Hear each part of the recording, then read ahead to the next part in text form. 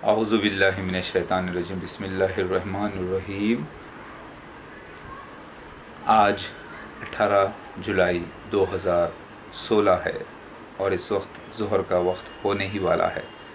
میں محمد احمد ایک عام مسلمان کے رول میں ہوں اور الحمدللہ آپ کو علم عطا کر رہا ہوں قرآن و حدیث کا، میری طرف سے کچھ نہیں۔ یاد رکھیے، پہلے ایک زمانہ تھا کہ لوگ کانا دجال ٹی وی کو بولتے تھے تو وہ کافر نہیں ہو گئے بولنے والے۔ ویسے ایک زمانہ تھا کہ لوگ جو ہے جارج بش کو کانا دجال بولتے تھے تو وہ کافر نہیں ہو گئے، قرآن حدیث سے غلط ثابت ہو گئے۔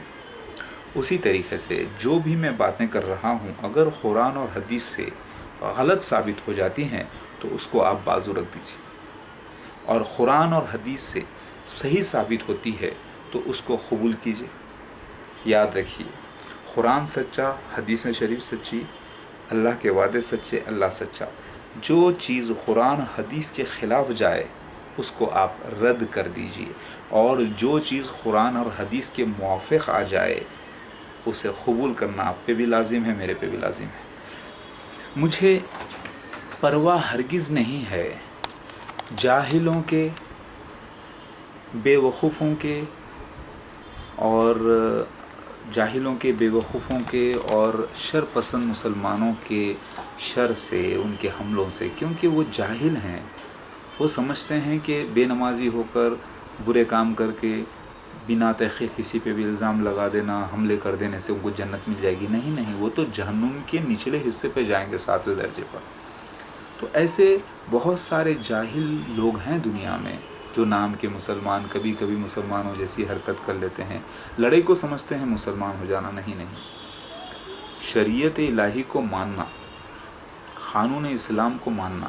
اسلام کا قانون یہ ہے کہ آپ یہاں پر کوئی فیصلہ خود نہیں کر سکتے، آپ اس کو رجوع کرنا ہے پولیس میں، کورٹ میں، اور باقاعدہ اسلامی قضایت فارم کر کے، یعنی اسلامی قضایت بٹھا کر پورے تحقیق کرنے کے بعد کوئی فیصلہ کیا جانا چاہیے۔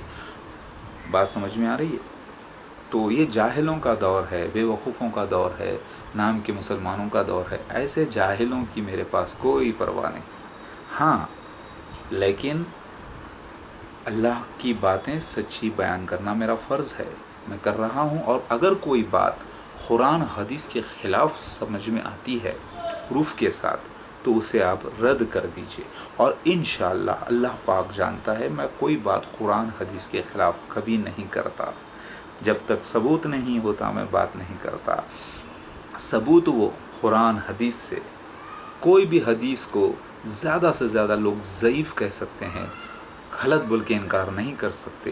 الحمدللہ بہار الانوار کی کتاب، شیعوں کے کتاب کے سے کئی باتیں سچی ثابت ہوئی ہیں آج، لیکن ان کے اعمال تو غلط ہیں بہت حد تک، لیکن ان کے پاس جو کتاب بہار الانوار موجود رہی ہے اس کے کئی حدیثیں سچی ثابت ہوئی ہیں، لہٰذا میں اس کا انکار نہیں کر سکتا۔ جو سچ ثابت ہو گئی ہیں وہ سچی ہیں۔ ان احادیث میں ایک ذکر آتا ہے بہت امپورٹنٹ، میں آپ کو بیان کروں گا، پہلے آپ نوٹ کر لیں۔ میری کوئی بھی بات قرآن حدیث کے خلاف ہو تو اسے رد کر دیں، اور قرآن حدیث کے موافق ہو تو قبول کریں۔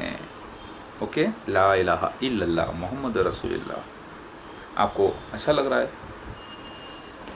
ہو سکتا ہے کہ میں، کیونکہ دباؤ لوگوں میں، مطلب تکلیفیں بہت ہو رہی ہیں، کام کرنے میں تکلیفیں ہو رہی ہیں مجھے داڑھی کی وجہ سے، تو اللہ کے واسطے ہو سکتا ہے کہ میں داڑھی نکالوں بھی، کیونکہ مومن کو سچے خواب پڑتے ہیں، مومن کو سچے خواب پڑتے ہیں، اور میں اللہ کا سچا مومن بندہ ہوں۔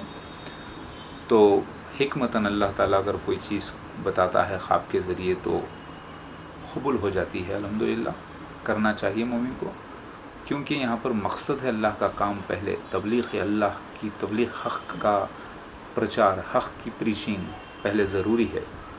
اگر داڑھی سے، کرتا پیجامے سے لوگ گھبرا کے بات نہیں کرنا چاہتے، شر کر رہے ہیں، ہر پولیس والا شک کی نظر سے دیکھ رہا ہے، ہر آدمی شک کی نظر سے دیکھ رہا ہے، کہیں یہ کوئی بڑا ایجنٹ تو نہیں، کہیں پہ یہ شر پسند انسان تو نہیں، سمجھے؟ اسی لیے شک کو دور کرنے کے لیے ایک طریقہ اپنانا ضروری ہے۔